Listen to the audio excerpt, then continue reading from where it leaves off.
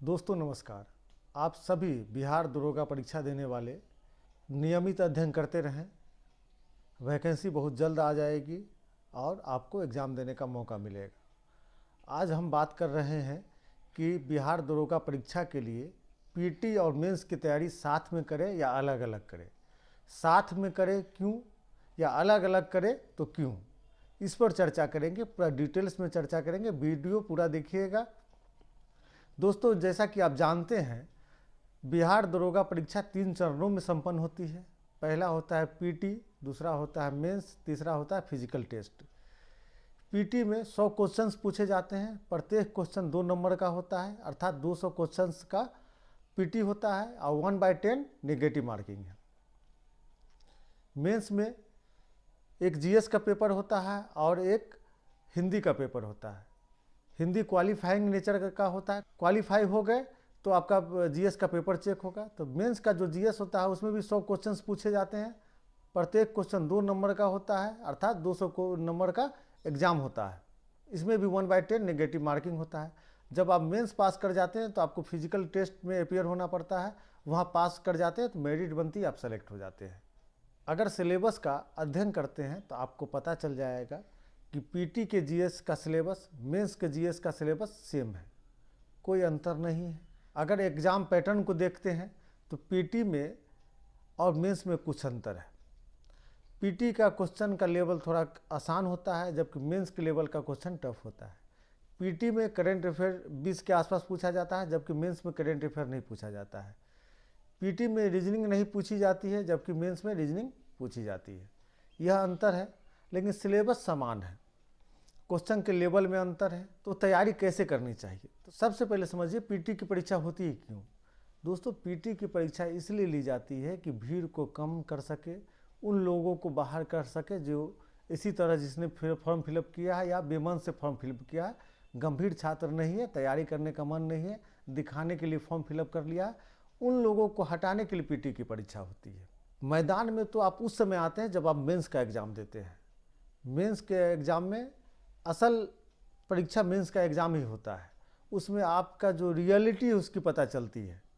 और एक बात आपको स्पष्ट कर दे, मेंस के आधार पर ही मेरिट बनती है। मेंस की परीक्षा जब पास कर जाते हैं तब फिजिकल टेस्ट होता है, लेकिन मेंस में जो नंबर लाए हुए हैं उसी के आधार पर आपका रैंक निर्धारित होता है।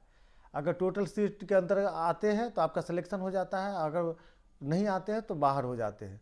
यह मेंस के मार्क्स पे होता है। अभी बता रहे थे आपको हम कि पीटी और मेंस के क्वेश्चन के लेवल में अंतर होता है। देखिए, यह लेवल कोई मैथमेटिकल नहीं है कि हम आपको बता दें कि पीटी में 10 लेवल तक पूछा जाता है और मेंस में 11 लेवल तक पूछा जाता है। ऐसा कोई अंतर नहीं है। फिर भी क्वेश्चन की जो क्लिष्टता है उसके आधार पर हम लोग आंकते हैं कि मेंस का पेपर टफ पूछा जाता है। ऐसा नहीं है 100 का 100 क्वेश्चन टफ पूछा जाता है।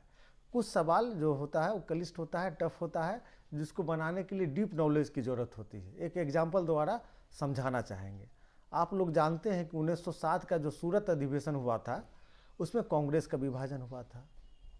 तो आपसे अगर पीटी में सवाल उसको पूछना हो तो आपसे पूछ लेगा कि कांग्रेस का विभाजन किस अधिवेशन में हुआ, तो आप लोग कहेंगे कि प्रथम विभाजन 1907 के सूरत अधिवेशन में हुआ था। अगर इसी क्वेश्चन को डीप में पूछना हो तो पूछेगा कि सूरत विभाजन क्यों हुआ था, या गरम दल किसको कांग्रेस का अध्यक्ष बनाना चाहते थे। आप भी जानते हैं कि सूरत अधिवेशन में गरम दल लाला लाजपत राय को कांग्रेस का अध्यक्ष बनाना चाहते थे, जबकि नरम दल रास बिहारी घोष को कांग्रेस का अध्यक्छ बनाना चाहते थे। इसमें विवाद हो गया। तो क्वेश्चन इस तरह से घुमाया जाता है। या एक और एग्जाम्पल के द्वारा समझिए कि 1939 त्रिपुरी अधिवेशन के अध्यक्ष कौन थे। यह सिंपल क्वेश्चन है, आपको पीटी में पूछ लिया जाएगा तो आप आंसर दे देंगे सुभाष चंद्र बोस। अगर इसको टफ किया जाए तो यह पूछ लिया जाएगा कि सुभाष चंद्र बोस ने गांधी के किस उम्मीदवार को हराकर त्रिपुरी अधिवेशन की अध्यक्षता प्राप्त की थी। तो आप जानते हैं कि पट्टाभी सीतारामैया को हराकर अध्यक्षता प्राप्त की थी। तो इसी तरह से क्वेश्चन को लेवल टफ और आसान किया जाता है। टफ करने का एक और तरीका है कि ऑप्शन नज़दीक का दे दिया जाए ताकि पेपर टफ हो जाए। आप जानते हैं कि पीटी बहुत ज़्यादा मायने नहीं रखता। आप पीटी क्वालिफाई करके हो गया, बहुत उसमें खुश भी नहीं होना है। मेन आपकी जो काबिलियत है वो मेंस में पता चलता है। फाइनल मेरिट भी आपको मेंस पे ही बनना है। तो जब आप तैयारी करते हैं तो पीटी और मेंस की साथ तैयारी कीजिए, क्योंकि पीटी और मेंस की तैयारी अलग अलग नहीं हो सकती है। अलग अलग करने का प्रयास करेंगे तो आप फाइनली आप सफलता प्राप्त नहीं कर पाएंगे। व्यवहारिक तौर पर ऐसा संभव भी नहीं है कि पीटी और मेंस को अलग अलग करके तैयारी करें, जब सिलेबस सेम है, सब चीज़ सेम है, थोड़ा सा पैटर्न में थोड़ा सा अंतर है और लेवल में अंतर है। तो हम लोग यह मानते हैं कि जितना लेवल में क्वेश्चन पूछा जाता है उसका 1.5 गुना लेवल में तैयारी करें। ऐसे भी पीटी पास करने के लिए आपको थोड़ा लेवल बढ़ा के भी तैयारी करनी होगी। और अभी जो बदलता हुआ परिवेश है, बदलता हुआ जो पैटर्न है, उसको देखते हुए आपको लेवल ज़्यादा हाई करके ही तैयारी करनी है। इसके अलावा जब पीटी का रिजल्ट आ जाता हो तो मेंस के लिए कम समय मिलता है, तो आपको ज़रूरी है कि पहले भी मेंस की लगभग तैयारी संपन्न हो। तो मेरा यह मानना, व्यक्तिगत तौर पे मानना है, और सभी जो दरोगा परीक्षा की तैयारी कराते हैं या जो इसमें सजेशन देते हैं, मोटिवेट करते हैं, उन सभी का यह मानना है, जिनसे हमारी बात होती है, जो शिक्षा जगत के जुड़े हुए प्रसिद्ध शिक्षक हैं, उन सभी का भी मानना है कि बिहार दरोगा परीक्षा के लिए पीटी और मेंस को मिला के तैयारी करें। अर्थात आपका जो तैयारी का लेवल होगा वो थोड़ा सा टफ होना चाहिए, डीप में जाके होना चाहिए, ताकि पीटी आसानी से पास कर जाए और मेंस में भी न रुके। पीटी का जब तक रिजल्ट आए आपका लगभग मेंस की भी तैयारी संपन्न हो। अगर मेंस के लेवल पर आप तैयारी करते हैं तो पीटी पास करने से आपको कोई रोक नहीं सकता है। एक बात और आपको सलाह देना चाहेंगे हम, इसी वीडियो के माध्यम से दे दे कि देखिए, बहाना बनाने से काम नहीं चलने वाला है। एक बहाना ये हो जाता है कि पीटी पास कर लेंगे तब मेंस पास करेंगे, ऐसा हो ही नहीं सकता है। आप तब पीटी भी पास नहीं करेंगे, आप पास कर भी गए धोखा धोखी से तो मेंस पास नहीं करेंगे। तो पहला ये बहाना छोड़िए, पीटी और मेंस अलग अलग तैयारी करेंगे। पीटी और मेंस का संयुक्त रूप से तैयारी कीजिए, और यह मान लीजिए मेंस की ही तैयारी कीजिए। पीटी की परीक्षा में सिर्फ रीजनिंग छोड़ दीजिए, कोई दिक्कत नहीं है, थोड़ा पढ़ ही लीजिएगा रीजनिंग तो क्या चला जाएगा। दूसरा बहाना है कि हमको याद नहीं होता है। दोस्तों, इसको भी हटाइए। मानव को इस तरह से बनाया ही गया है कि उसको याद न हो। आप अकेले ऐसा व्यक्ति नहीं है जिसको याद नहीं होगा या याद नहीं होता है। मानव को भगवान इस तरह से बनाया है कि बातों को भूल जाए, ताकि मनुष्य जिंदा रहे, अपनी पूरी आयु जी सके। अगर मनुष्य हर बात को याद ही रख लेगा तो जी नहीं पाएगा। लेकिन भगवान ने आपको एक और खासियत दी है कि आप अगर याद रखना चाहते हैं जिस बातों को, उसको बार बार पढ़िए, बार बार पढ़िए, बार बार पढ़िए, बार बार पढ़िए, याद रहेगा।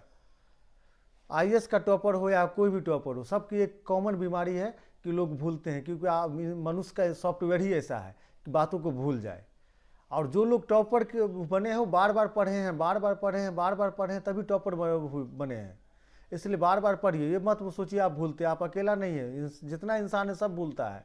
और समझिए जो आदमी भूलता नहीं है उसकी आयु 30 साल 25 साल से ज़्यादा नहीं हो सकती है। देखिए, एग्ज़ाम कोई भी हो, एग्ज़ाम का जो क्वेश्चन का फॉर्मेशन है, निर्माण है, उसको समझने का प्रयास कीजिए। हम बार बार हर वीडियो में एक सलाह देते हैं कि पूर्वावलोकन घटना चक्र का आता है, उसमें हिंदी भाषी क्षेत्रों में जो परीक्षा संपन्न हुई है उसके क्वेश्चन का संग्रह दिया गया है, और हर सब्जेक्ट वाइज है, उसको ज़रूर देखिए, वो आपके लिए काफ़ी फ़ायदेमंद है। और एक बात और बता दें कि घटना चक्र से लगभग 60 से 70 क्वेश्चन आपको पूछ लेगा, लेकिन इसका मतलब यह नहीं है कि नोट्स छोड़ के और टेक्स्ट बुक छोड़ के आप सिर्फ घटना चक्र पढ़ें, तब तो और याद नहीं होगा, कन्फ्यूजन बना रहेगा। आप नोट्स पढ़ने के बाद घटना चक्र का रिवीजन जरूर करें। हमको और किसी प्रैक्टिस सेट पर ज़्यादा भरोसा नहीं है, हमको घटना चक्र पे बहुत ज़्यादा भरोसा है। ऐसा नहीं है कि हमको कोई ऐसा आपको हम बता रहे हैं कोई पेड प्रमोशन, ऐसा कुछ नहीं है। हम जब नौकरी में आए थे तो उस समय घटना चक्र अच्छे से पढ़े थे, हमको लगभग याद ही रहा होगा। तो आप घटना चक्र को देखें, उसके क्वेश्चन को एनालिसिस करें, लेकिन अपना टेक्स्ट बुक, किसी कोचिंग, एक कोचिंग का नोट्स को पढ़ें। बहुत किताब पढ़ने की ज़रूरत नहीं है, एक किताब को बहुत बार पढ़ें, हमेशा याद रखिए।